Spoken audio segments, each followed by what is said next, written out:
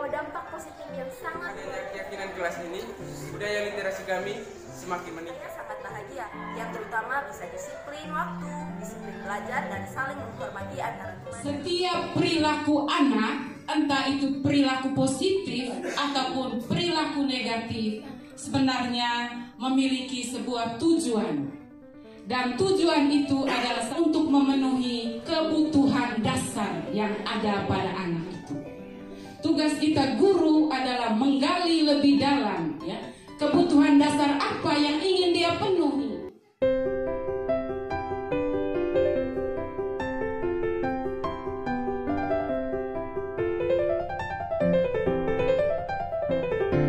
Kita dapat berkumpul di tempat ini untuk sama-sama mengikuti kegiatan sosialisasi materi dari dua rekan kita yang merupakan peserta calon pendidikan guru penggerak angkatan ke-7. Mengawali kegiatan kita, terlebih dahulu kita dengarkan bersama sambutan dari Bapak Kepala Sekolah sekaligus akan membuka kegiatan kita pada pagi hari ini. Kepada Bapak kami persilakan. Sosialisasi ini memperkenalkan kepada kita materi atau modul pertama yang mereka pelajari di pendidikan guru penggerak itu. Ya, yang mau disosialisasikan itu adalah budaya positif. Ya, nanti sedetail apa ya soal budaya positif ini akan disampaikan oleh dua teman kita. Kami persilakan. Dan yang saya hormati juga adalah Bapak Ibu guru sekalian. Selamat pagi untuk kita semua. Salam dan bahagia. Sekali lagi, salam dan bahagia. Ya, terima kasih. Baik Bapak Ibu, ucapan salam dan bahagia ini sebenarnya sebuah doa, ya, di mana kita mendoakan orang yang kita sapa itu supaya selalu sehat, sukses, selamat, dan bahagia. Ketika kita menyapa murid kita di kelas, salam dan bahagia, kita sedang mendoakan murid kita untuk selalu sehat, sukses, selamat, dan bahagia. Bapak Ibu sekalian, saya ucapkan terima kasih kepada Bapak Pimpinan yang telah berkenan mengizinkan kami berdua untuk berbagi apa yang kami pelajari dalam pendidikan guru penggerak. Memang Bapak Ibu, saat ini status kami masih calon guru penggerak. Kalau dipresentasikan materi yang kami pelajari dalam guru penggerak ini baru 25% dan baru akan selesai pada bulan Juni yang mendatang. Meski demikian, kami mencoba berbagi apa yang sudah kami dapat. Mudah-mudahan materi yang bisa kami bagi hari ini bisa bermanfaat bagi Bapak Ibu dan bagi kita semua, sehingga hati kita sama-sama tergerak dan kita bergerak, dan selanjutnya kita menggerakkan semua yang ada di sekolah ini demi kemajuan pendidikan di lembaga ini. Karena bagaimanapun perubahan positif hanya bisa terjadi ketika ada kerjasama, ada kolaborasi. Oke Bapak Ibu, materi yang akan kami share pada hari ini yaitu tentang budaya positif. Bapak Pendidikan Nasional kita, Ki Hajar Dewantara, menyatakan bahwa pendidikan itu pada dasarnya adalah menuntun anak sesuai kodratnya untuk mencapai kebahagiaan dan kemerdekaan lahir dan batin. Ki Hajar Dewantara mengibaratkan seorang pendidik atau seorang guru itu seperti seorang tukang kebun atau seorang petani. Kemudian anak didik itu seperti tanaman dan lingkungan sekolah itu seperti kebun. Nah, bagaimana tanaman itu bisa bertumbuh dan berkembang dengan baik itu tergantung dari bagaimana si tukang kebun merawat tanaman itu. Begitu juga halnya kita sebagai pendidik, ya. Anak itu bisa bertumbuh menjadi pribadi yang merdeka lahir dan batin ketika sebagai pendidik kita berusaha mendampingi anak itu, menuntun anak itu menjadi pribadi yang sungguh-sungguh bahagia. Karena itu, untuk menciptakan lingkungan pendidikan yang positif, yang bisa memberikan peluang bagi anak untuk bisa bertumbuh menjadi pribadi yang merdeka, bahagia lahir batin, salah satu unsur pentingnya adalah budaya positif. Mari kita lihat apa saja unsur-unsur penting dalam budaya positif ini. Di sini kami akan men-share 6 materi pokok. Yang pertama, keyakinan kelas. Yang kedua, kebutuhan dasar manusia. Kemudian restitusi, kelima posisi kontrol, disiplin positif, dan nilai-nilai kebajikan universal. Lalu teori motivasi, hukuman, dan penghargaan, serta restitusi, dan terakhir adalah segitiga restitusi.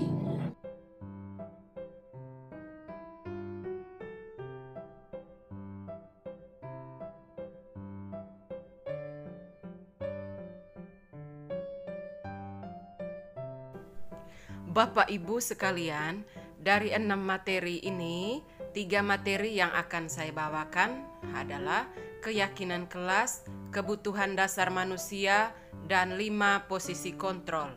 Sedangkan 3 materi yang lainnya akan dibawakan oleh teman saya, Pak Ferdi. Bapak Ibu, mari kita lihat materi yang pertama, yaitu tentang keyakinan kelas. Seseorang biasanya akan lebih tergerak dan bersemangat untuk menjalankan keyakinannya daripada hanya sekedar mengikuti serangkaian peraturan. Murid-murid pun demikian. Mereka perlu mendengarkan dan mendalami suatu keyakinan daripada hanya sekedar mengikuti serangkaian peraturan-peraturan yang mengatur mereka tanpa memahami tujuan mulianya. Oleh karena itu, Bapak Ibu, sangat penting di sini kita membuat keyakinan kelas. Nah, Bapak Ibu, dalam pembentukan keyakinan kelas atau keyakinan sekolah, ada beberapa hal yang perlu kita perhatikan. Yang pertama, keyakinan kelas itu sifatnya abstrak, beda dengan peraturan. Kalau peraturan, dia lebih rinci dan konkret. Kemudian keyakinan kelas berupa pernyataan-pernyataan yang universal. Misalnya saling menghormati, saling mengasihi, saling menyayangi, dan lain-lain. Kemudian pernyataan keyakinan kelas dibuat dalam bentuk kalimat yang positif. Kalau peraturan, ya mungkin ada kalimat yang negatif, misalnya jangan membuang sampah sembarang tempat. Nah, untuk peraturan kelas seperti ini, maka rumusan keyakinan kelasnya bisa dibuat, misalnya, kami meyakini bahwa sangat penting untuk menjaga kebersihan kelas. Contoh yang lain, ada peraturan kelas dilarang menyontek, maka rumusan keyakinan kelasnya adalah kami meyakini bahwa sangat penting untuk menjadi pribadi yang jujur.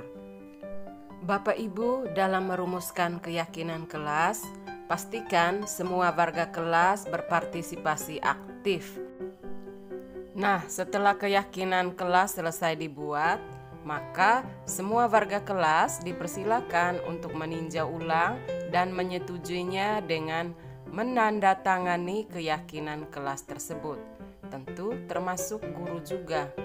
Keyakinan kelas selanjutnya bisa dilekatkan di dinding kelas atau di tempat yang mudah dilihat oleh semua warga kelas. Bapak Ibu, ini salah satu contoh keyakinan kelas. Silakan Bapak Ibu lihat, ada sikap hormat, bekerja, diterima, dan dimiliki. Kami meyakini bahwa sangat penting untuk menghormati semua orang dan barang milik orang lain. Kami meyakini bahwa sangat penting untuk mengerjakan segala pekerjaan atau mengikuti kegiatan yang telah ditugaskan. Kami meyakini bahwa sangat penting untuk merasa diterima pada suatu kelompok dan saling peduli satu dengan yang lainnya. Oke Bapak Ibu, demikian tentang keyakinan kelas. Yang berikutnya kita masuk pada materi tentang kebutuhan dasar manusia. Bapak Ibu, Apa sajakah yang termasuk di dalam 5 kebutuhan dasar manusia ini?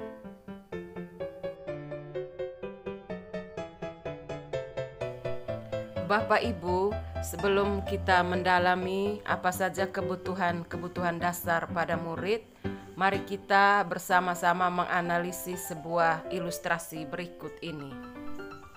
Ibu Ambar, guru wali kelas 12 IPA 5 di SMA Negeri 1 Komodo, sedang bingung menghadapi ulah salah satu murid di kelasnya, namanya Doni. Beberapa anak di kelas 12 IPA 5 telah datang padanya dan mengeluhkan Doni yang sering sekali meminta bekal makan siang mereka dengan paksa. Nah, Bapak Ibu, jika Bapak Ibu menghadapi situasi seperti Ibu Ambar, apa yang akan Bapak Ibu lakukan? Menurut Bapak Ibu, kira-kira apa alasan Doni melakukan itu? Untuk menjawab kenapa si Doni, Ibu Yul, bagi saya, kalau saya Ibu Ambar, yang saya buat adalah saya pahami barangkali Doni jauh lebih lapar dari pemilik nasi. Ya, saya ikhlaskan saja untuk dia makan karena dia lebih mudah makan, lebih dipentingkan, dan kalau tidak dia juga mati di situ. Ya, dia lebih lapar lah, kasih dia dulu. Kembali kepada yang tadi bilang, ini boleh kau ini dulu, tapi ginangnya cadar. Luar biasa. Oh, masih ada yang mau jawab. Ibu Sinta, silakan.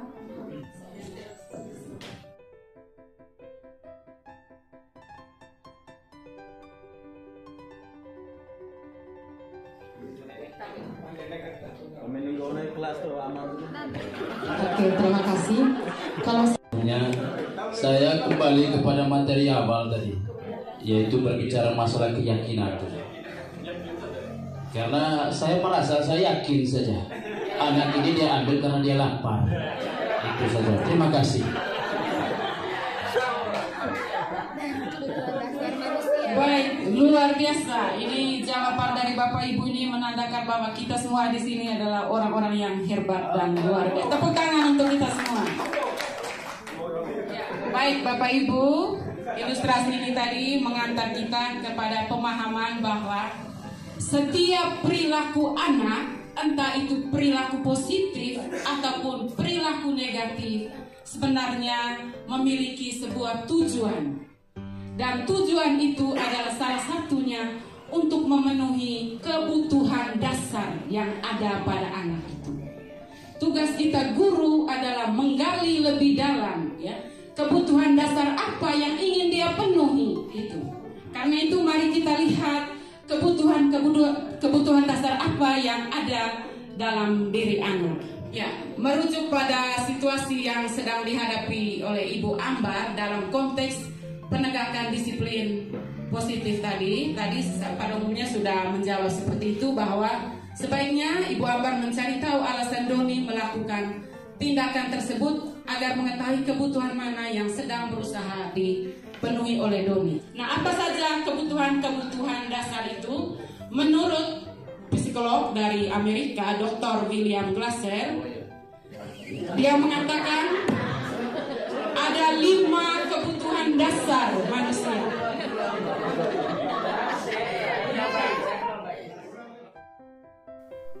Bapak Ibu sekalian, inilah 5 kebutuhan dasar manusia. Silakan Bapak Ibu melihat atau membacanya pada layar berikut ini. Yang pertama adalah kebutuhan bertahan hidup. Bapak Ibu, kebutuhan bertahan hidup ini adalah kebutuhan yang bersifat fisiologis untuk bertahan hidup. Contohnya, kebutuhan akan makanan, tempat tinggal, kesehatan.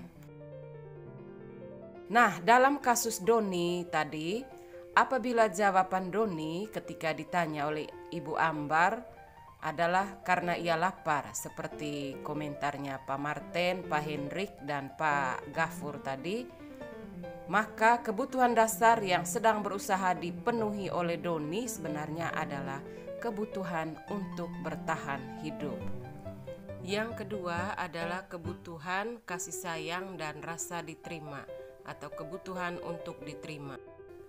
Berikut ini adalah salah satu contoh kasus seorang anak SD yang membenci gurunya hanya karena gurunya tidak memenuhi kebutuhan dasarnya, yaitu kebutuhan akan kasih sayang. Kebutuhan dasar yang ketiga adalah penguasaan atau kebutuhan pengakuan atas kemampuan. Kebutuhan dasar yang keempat adalah kebebasan atau kebutuhan akan pilihan.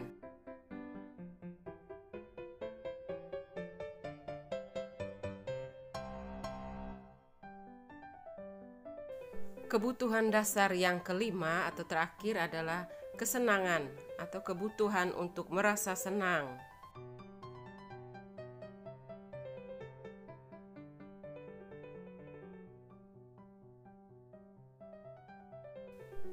Bapak Ibu, demikianlah 5 kebutuhan dasar manusia. Untuk lebih memahami kebutuhan-kebutuhan dasar ini, silakan Bapak Ibu menganalisis salah satu contoh kasus berikut yang akan saya ceritakan ini. Salah satu siswa, katakannya namanya Doni, yang dipercayakan untuk mengikuti lomba debat. Dia sakit, padahal hari itu adalah hari technical meeting yang mewajibkan semua peserta lomba harus hadir. Nah, dari sekolah bingung, ini mau pilih siapa yang menggantikan dia. Sementara hari ini sudah jadwal technical meeting. Lalu Bapak Kepala Sekolah memanggil semua guru untuk membicarakan siapa pengganti si Doni ini. Di kelasnya Doni ini ada seorang siswa nama Ihsan. Dia anak yang pendiam dan pemalu. Pada saat istirahat, dia lebih banyak menghabiskan waktu untuk membaca buku di perpustakaan atau lebih memilih untuk duduk seorang diri di dalam kelas. Tapi ada guru yang mengetahui bahwa dia memiliki kemampuan debat bahasa Inggris yang bagus. Sehingga direkomendasikanlah Ihsan ini untuk mengikuti lomba debat tersebut. Nah, ketika dia dipercayakan untuk mengikuti lomba debat tersebut, dia pun mengikuti berbagai bimbingan oleh guru bahasa Inggrisnya, misalnya Pak Hendrik. Ya, dari hasil bimbingan itu, si Ihsan ini bersama 2 orang temannya meraih juara 1 dalam lomba debat. Nah, sejak saat itu, Ihsan dia berubah dari siswa yang pendiam, pemalu menjadi siswa yang periang, kemudian yang bangga dengan kemampuannya, lalu dia menyelenggarakan berbagai kegiatan, menginisiasi berbagai kegiatan lomba debat di sekolahnya. Bapak Ibu, dari cerita singkat ini, coba Bapak Ibu analisis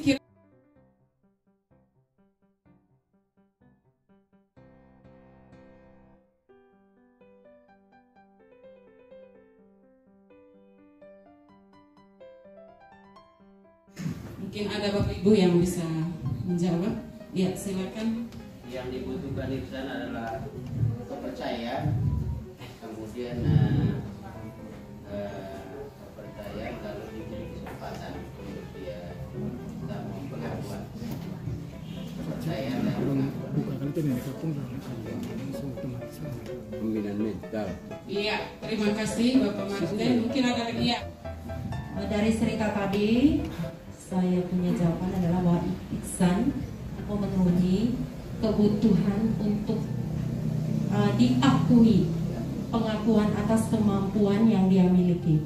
Pengakuan dari guru-guru atas kemampuan yang dia miliki itu dilakukan dengan memberikan dia kesempatan untuk mengikuti lomba debat. Mungkin selama ini dia memiliki kemampuan itu, tetapi belum pernah diberi kepercayaan, sehingga ketika dia diberi kepercayaan untuk menunjukkan kemampuannya, dia melakukannya dengan sangat amat baik. Terima kasih. Iya, luar biasa. Saya kira kita semua sepakat ya. Jadi kebutuhan dasar yang dipenuhi oleh guru pada Ihsan ini sebenarnya. Baik Bapak Ibu, saya kira ini tentang kebutuhan dasar. Masih ada satu lagi yang terakhir dari saya, yaitu 5 posisi kontrol. Ini yang saya rasa penting juga untuk kita ketahui. Namun sebelumnya kita ice breaking dulu. Saya ingin kita semua mengikuti apa yang saya katakan. Bisa tidak kita berdiri semua?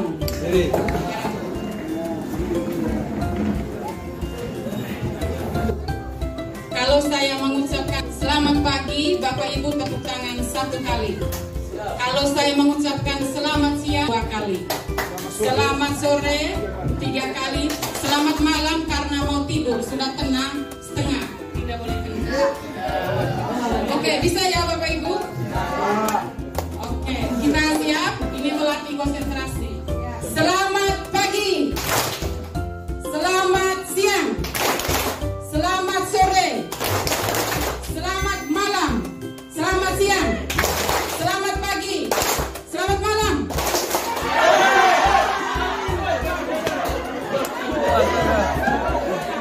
Tadi saya sudah katakan kalau selamat malam. Oke, sekali lagi. Ini melatih konsentrasi. Sekali lagi. Selamat siang. Selamat pagi.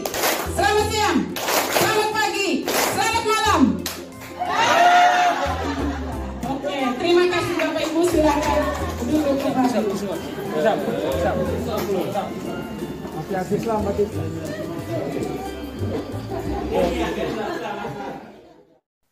Bapak Ibu, kita masuk pada materi yang terakhir dari saya, yaitu tentang restitusi dengan 5 posisi kontrol. Yang pertama, posisi penghukum. Yang kedua, pembuat rasa bersalah. Yang ketiga, sebagai teman. Yang keempat, pemantau. Dan yang terakhir, manajer. Yang pertama adalah posisi penghukum. Silakan Bapak Ibu baca di slide ini.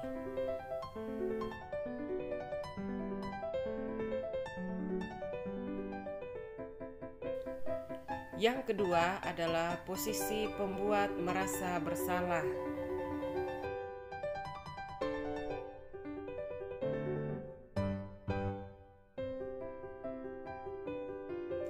Yang ketiga adalah posisi kontrol sebagai teman.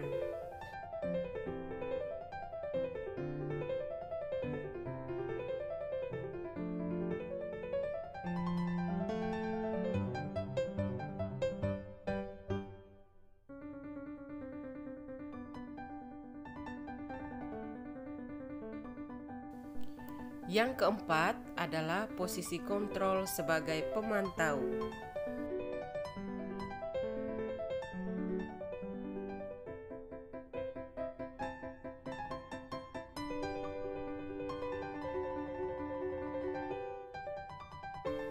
Dan yang terakhir adalah posisi kontrol sebagai manajer.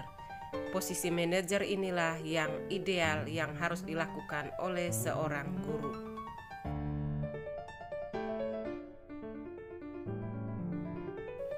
Agar Bapak Ibu semakin memahami 5 posisi kontrol ini, silakan menyimak dengan baik video berikut ini yang berisikan salah satu contoh penanganan kasus anak yang terlambat datang ke sekolah dengan menerapkan 5 posisi kontrol.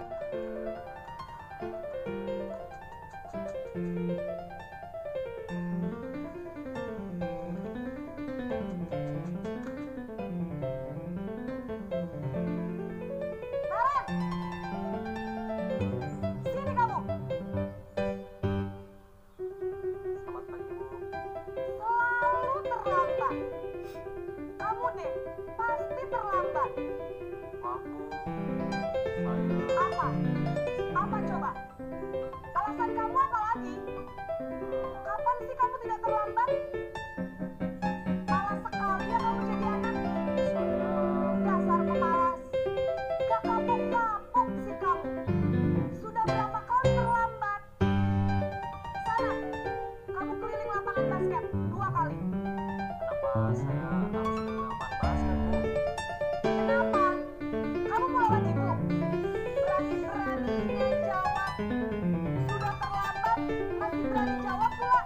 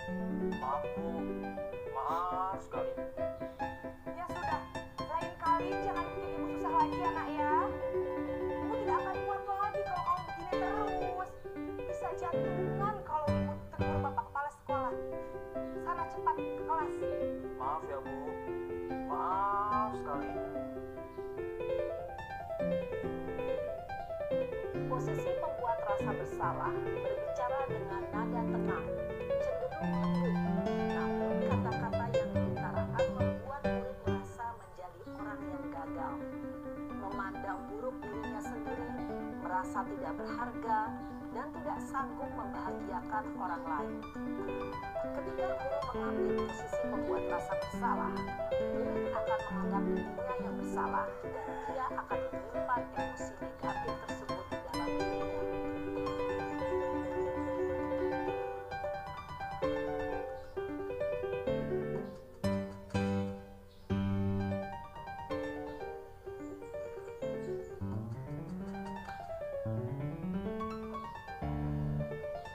Naren,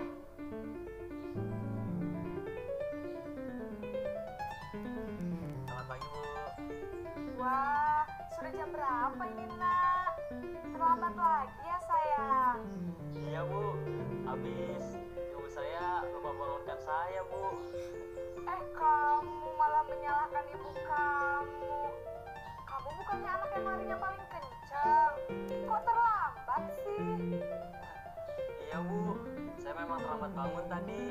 Jadi, biarpun saya lari kencang, tetap gak kekejar, Bu. Ya sudah sana, nanti lain kali larinya lebih kenceng lagi ya. Biar gak terlambat lagi. Bikin seneng ibu, demi ibu. Bisa kan? Bisa lah, Bu. Ya sudah sana masuk kelas. Ibu beresin urusan absen kamu. Kamu ini ada-ada saja. Dalam posisi teman, guru berbicara dengan nada suara ramah, akrab, cenderung bersenda gurau untuk menjaga suasana tetap santai. Murid akan merasa senang, aman, dan akrab dengan guru. Identitas yang tercipta adalah identitas sukses atau berhasil. Namun, perlu diingat, karena ini masih dorongan eksternal, maka ada faktor ketergantungan dari murid kepada orang tertentu. Di sini guru absennya, sehingga di lain waktu murid bisa berperilaku baik, namun hanya kepada orang-orang tertentu saja.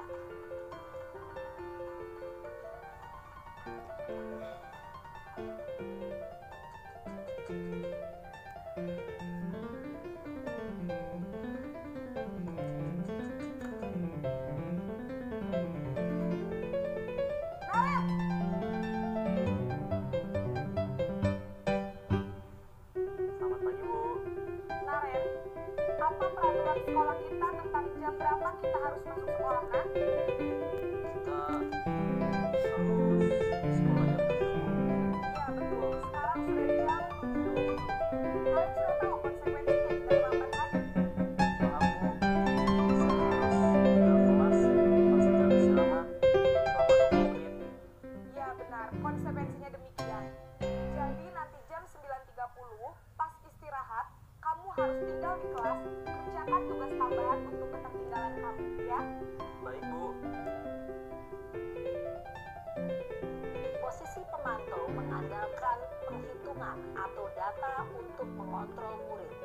Guru mengarahkan murid berdasarkan peraturan dan konsekuensi. Seorang pemantau menunjukkan bahasa tubuh dan ekspresi wajah yang datar dan cenderung formal.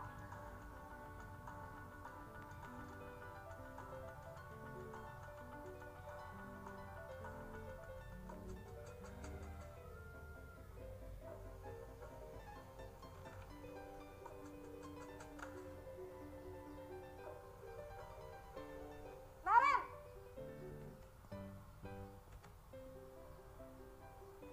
Selamat pagi, Bu. Selamat pagi, Naren. Maaf, Bu. Saya terlambat. Iya, sekolah masuknya jam 7, sekarang sudah jam 7.20. Jadi sekarang bagaimana ini, Naren? Maaf, Bu. Saya lupa setel alarm saya semalam. Baiklah, menurut kamu, keyakinan sekolah yang mana yang perlu kamu tingkatkan? Menghargai diri sendiri dan orang lain mungkin ya, Bu. Setuju. Jadi, apakah Naren meyakini prinsip saling menghormati tersebut? Iya, Bu. Saya meyakininya. Apakah Naren bersedia memperbaiki masalah keterlambatan ini? Bersedia, Bu. Bagaimana kamu akan perbaiki masalah keterlambatan ini? Saya akan coba untuk tidak lupa menyetel alarm saya, Bu. Baik, kalau Naren lupa menyetel alarm di rumah, ada orang yang kira-kira bisa bantu mengingatkan tidak? Ada, Bu. Kakak saya, Kak Emma. Ada lagi selain Kak Emma? Selain Kak Emma, ada ibu saya. Baik, jadi yang mengingatkan Naren adalah Kak Emma dan ibu kamu. Kira-kira akan mulai setel alarm kapan, Naren? Setelah pulang sekolah, akan segera saya lakukan. Baik, jadi Naren akan setel alarm untuk bangun besok pagi dan akan diingatkan oleh kakak dan bunda Naren ya. Ada lagi yang mungkin perlu dilakukan, Naren? Agar tidak terlambat bangun lagi? Tidak ada, Bu. Baik, Naren. Terima kasih untuk kerjasama kamu. Sekarang kamu perlu kembali ke kelas untuk belajar. Baik, Bu. Terima kasih. Posisi manajer adalah posisi kontrol yang disarankan untuk membimbing murid memiliki sikap disiplin yang positif, yaitu murid yang mandiri, bertanggung jawab, dan dapat memecahkan masalah. Tujuan dari posisi ini adalah agar murid dapat berefleksi atas tindakannya. Guru akan dengan tulus memberikan pertanyaan-pertanyaan bermakna, sehingga membuat murid dapat belajar dari kesalahannya dan mencari sebuah solusi untuk menyelesaikannya.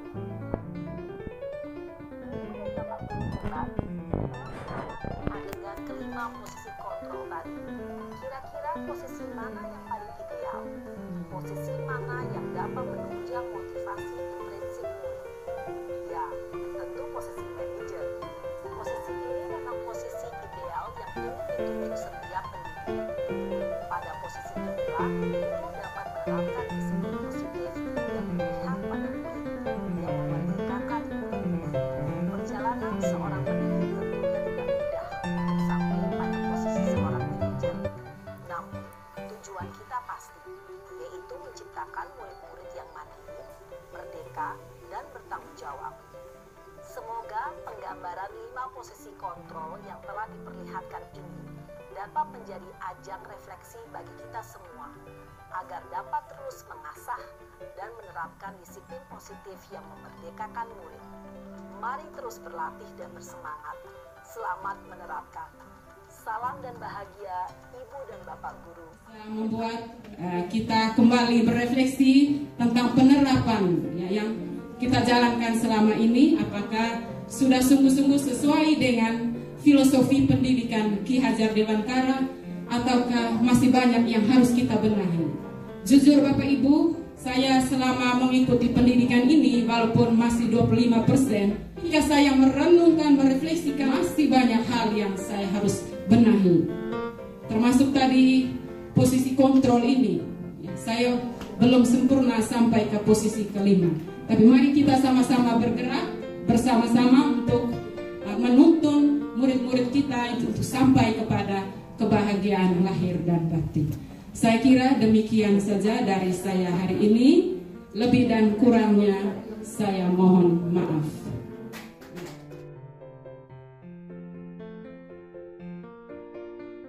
Selamat pagi.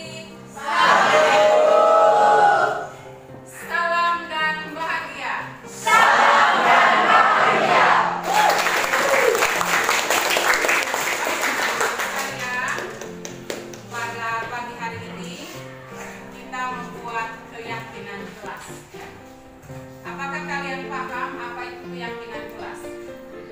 Tidak. Oke. Kalau tidak tahu, dengar penjelasan ibu. Jadi keyakinan kelas itu maksudnya begini. Ada nilai-nilai kebajikan, artinya universal, baik yang tersirat maupun yang tersurat, yang disepakati bersama. Ya. Sebagai contoh ya, kamu kalau mengendarai sepeda motor menggunakan helm atau tidak? Apa maksudnya kamu menggunakan helm?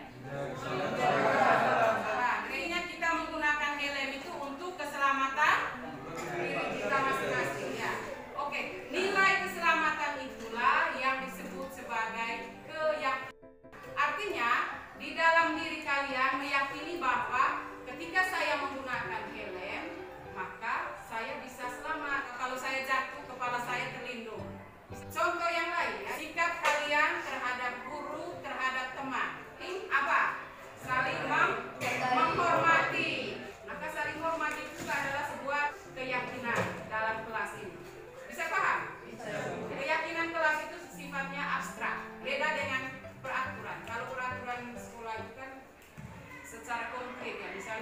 datang ke sekolah jam 7 pagi.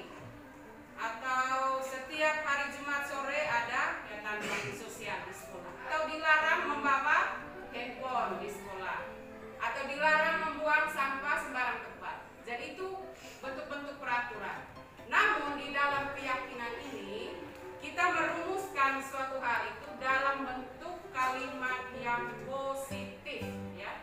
Sebagai contoh dalam peraturannya, waktu ulangan, ya. Dilarang menyontek. Maka positifnya seperti apa? Menjadi pribadi yang jujur. Jadi itulah bentuk-bentuk keyakinan kelas. Nah, mengapa harus tidak dirumuskan dalam peraturan tapi dirumuskan dalam keyakinan kelas? Ini sangat penting supaya ada motivasi intrinsik. Tahu motivasi intrinsik? Motivasi intrinsik itu artinya motivasi dalam diri kalian. Artinya saya melakukan sesuatu ini bukan karena saya takut dihukum atau takut ditegur guru, tapi saya melakukan mengikuti peraturan-peraturan ini karena ada kesadaran di dalam diri saya sendiri. Misalnya saya datang tepat waktu di sekolah, jam 7 sudah ada di sekolah. Karena saya meyakini dalam diri saya bahwa saya mau menjadi pribadi yang disiplin. Itulah yang disebut dengan keyakinan.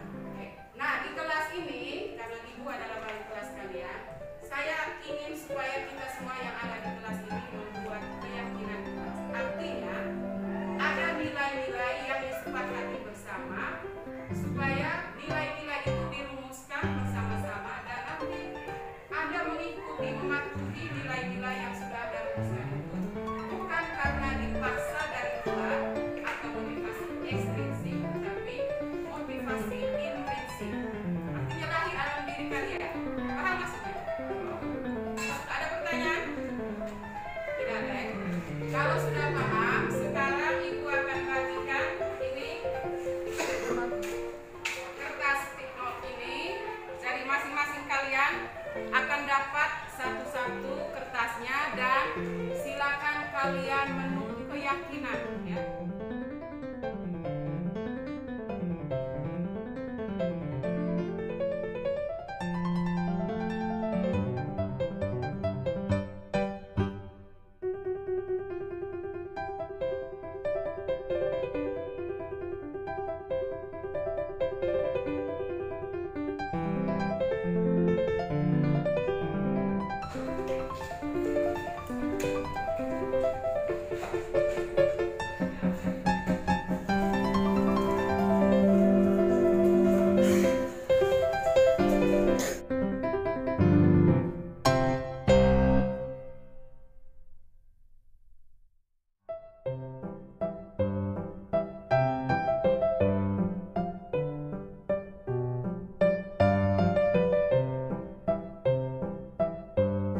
Keyakinan kelas seperti apa yang kamu inginkan untuk kelas 12 ini yang bisa kamu jalankan.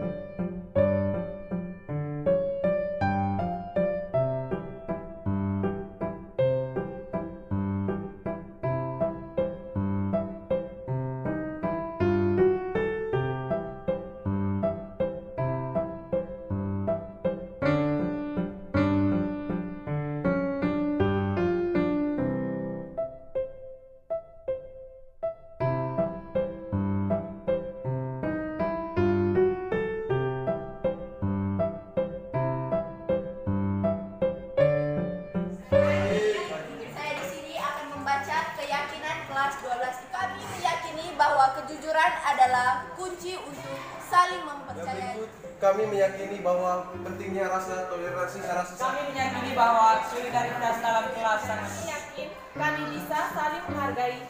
Kami yakin kami akan menjaga kepercayaan satu sama lain dan saling melindungi tanpa batas. Karena kami semua adalah Meyakini bahwa menjadi pribadi yang disiplin itu penting dan keren. Kami meyakini bahwa membaca buku sangat bermanfaat bagi kami ke depannya. Kami meyakini kami bisa menyelesaikan apa yang menjadi tanggung jawab kami bersama untuk menciptakan kelas yang damai dan dipenuhi dengan kasih sayang keyakinan dari kelas 12 IPA 5.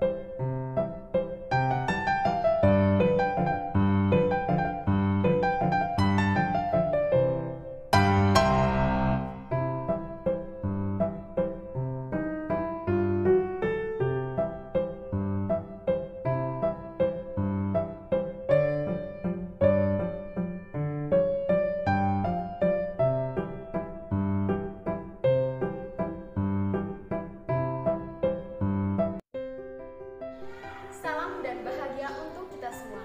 Perkenalkan, nama saya Nikola Desantriamuni dari kelas 12 IPA 5. Pada kesempatan ini saya akan menyampaikan bagaimana perasaan saya yang saya rasakan saat membuat keyakinan kelas. Jujur, saya sangat merasa senang dan bahagia. Bahkan saya merasa bangga karena dengan membuat keyakinan kelas ini dapat membawa dampak positif yang sangat luar biasa. Karena apa yang dibuat ini mungkin bagi teman-teman merupakan hal yang sangat baru, tapi ini sangat penting. Karena dengan membuat harapan kelas ini, apa yang kita buat berdasarkan kesadaran dari diri sendiri yang dengan keyakinan sungguh-sungguh dapat merubah kelas menjadi yang lebih baik. Terima kasih. Salam untuk semua. Perkenalkan, nama saya Valentino Sergio. Saya dari kelas 12 IPA 5 SMA Negeri 1 Komodo 8 Bajo. Hari ini kami baru saja membuat keyakinan kelas bersama wali kelas kami, Ibu Yun. Perasaan saya membuat keyakinan kelas ini sangat terkesan dan bangga. Menurut saya, membuat keyakinan kelas ini sangat penting. Mengapa? Yang pertama itu, dengan adanya keyakinan kelas ini, kami bisa menyampaikan aspirasi kami yang belum tersampaikan. Yang kedua, dengan adanya keyakinan kelas ini, kami bisa semakin lebih solid. Terus yang ketiga, dengan adanya keyakinan kelas ini, kami bisa mendukung satu sama lain.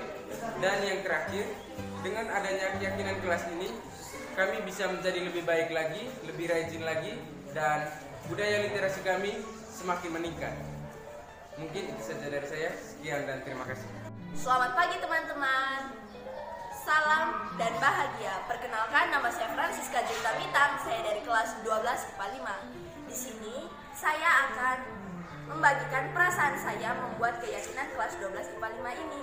Perasaan saya sangat bahagia karena saya bisa tahu isi hati dari teman-teman untuk meyakinkan kelas 12 IPA 5 ini, yang terutama bisa disiplin waktu, disiplin belajar, dan saling menghormati antara teman dan guru.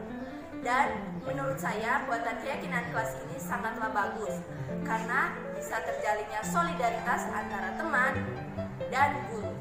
Sekian dan terima kasih dari saya.